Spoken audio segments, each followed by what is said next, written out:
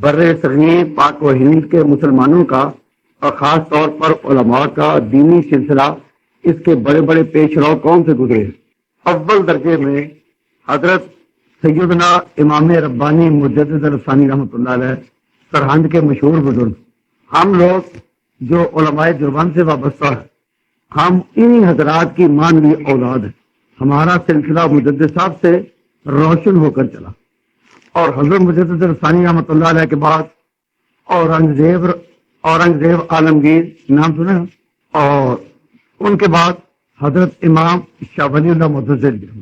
اگر حضرت شاہ ولی اللہ متزلوی، اورنگزیب اور مجدد الثانی، اگر یہ تینوں بزرگ ہندوستان میں نہ ہوتے تو ہندوستان کا موجودہ نقشہ کچھ اور ہوتا۔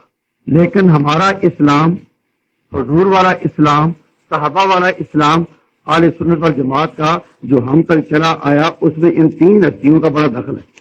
تو ان تینوں کے وارث ہم لوگ ہیں۔ مجدد الثانی رحمۃ اللہ علیہ، آگے اورنگزیب رحمۃ اللہ علیہ، آگے شاہ ولی اللہ متزلوی رحمۃ اللہ علیہ۔ یہ تینوں نام تو یاد رہیں گے نا، اور اگر تینوں نہ رہے تو ایک شاہ ولی اللہ، علم کا مرکز ولی اللہ متزلوی، اس کے بیٹے چار علم ہند کے تھے تاجدار۔ شاہ ولی اللہ متزلوی رحمۃ اللہ علیہ کے بیٹے امام عبدالعزیز، شاہ عبدالعزیز، شاہ عبد القادر، شاہ رفیع الدین اور شاہ عبد الغنی، یہ چار ان کے بیٹے چاروں محدث تھے۔ اور حضرت شاہ ولی اللہ کے پوتے حضرت شاہ اسماعیل شہید، اور شاہ عبدالعزیز کے نواسے حضرت شاہ محمد اسحاق، جن کا نام ہم سب کی حدیث کی سندوں میں آتا ہے۔ اپنی حدیث کی سندوں میں شاہ محمد اسحاق کا نام آتا ہے یا نہیں آتا ہے؟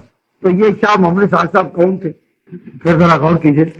شاہ ولی اللہ محدث رحمۃ اللہ علیہ پورے ہندوستان میں علم کے مرکز تھے، اور ان کے بیٹے حضرت شاہ عبدالعزیز کی علمی سلطنت بلخ بخارا سے لے کر مصر اور شام تک پھیلی ہوئی۔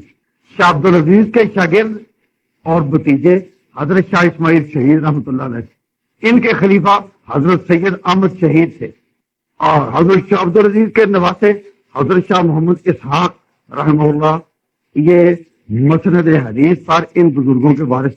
اس کے بعد انگریز ہندوستان میں آ گئے۔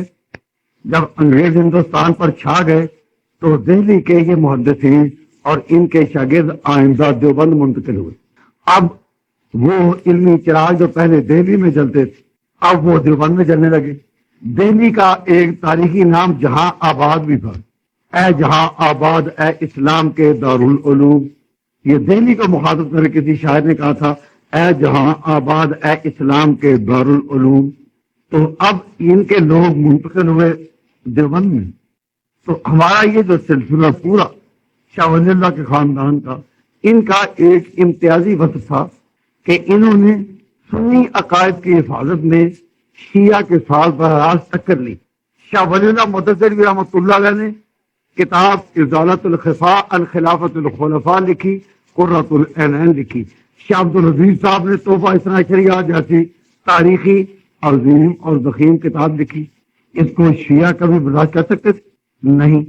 اس کی خبریں ایران میں پہنچی، شیعہ علاقوں میں پہنچی، تو انہوں نے یہ کوشش کی کہ کسی طرح سنی مسلمانوں کو ہندوستان میں دو ٹکڑے کیا جائے۔ اس کے بغیر شیعوں کے بچانے کی اور کوئی صورت نہیں، شیعوں کے بچانے کی اور کوئی صورت نہیں، کیا سنی مسلمانوں کو دو ٹکڑے کیا جائے۔ اصل میں یہ لوگ تحفہ اثنا عشریہ اور ازالۃ الخفاء کا بدلہ لینا چاہتے تھے کہ یہ بڑے بڑے محدثین یہ سارے شیعہ کے پیچھے پڑے ہوئے ہیں اور سنی مذہب کی حفاظت پر اپنی محنت کا پیڑا دے رہے ہیں، تو سنی مسلمانوں کو دو ٹکڑے کیا جائے۔